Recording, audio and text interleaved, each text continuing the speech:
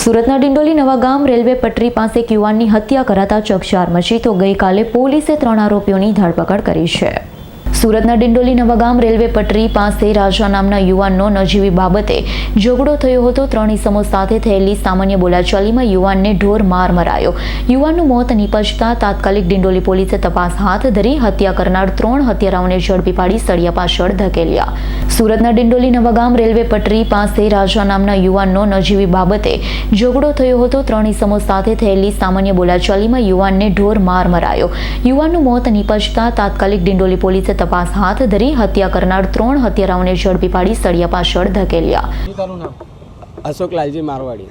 અશોક, આ કઈ જગ્યાએ ઘટના બની? આપણે મહાદેવનગર 5 વિશ્વકર્મા મંદિર એની સામે પટ્ટા ઉપર શું શાના બારે બધે? એ લોકોનો થોડો મહાદેવનગર 2 તરફ કઈ રિક્ષા બારામાં કઈ બોલવા ચાલવાનું થઈ ગયેલું એમનું।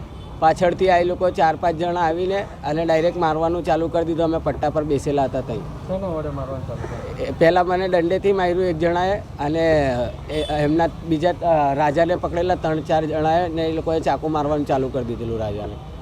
મન્નાનું નામ શું છે? રાજા કિશન ગાયકવાડ। શું કામ કરે? એ છૂટક મજૂરી કરે। તો મારવાનું કારણ શું? મારવાનું કારણ એ જ કે ખાલી રિક્ષાના બારામાં એ બોલવાનું થયેલું, બસ બીજું કંઈ કારણ નહીં, કોઈ દુશ્મની નહીં। કઈ જગ્યા ઉપર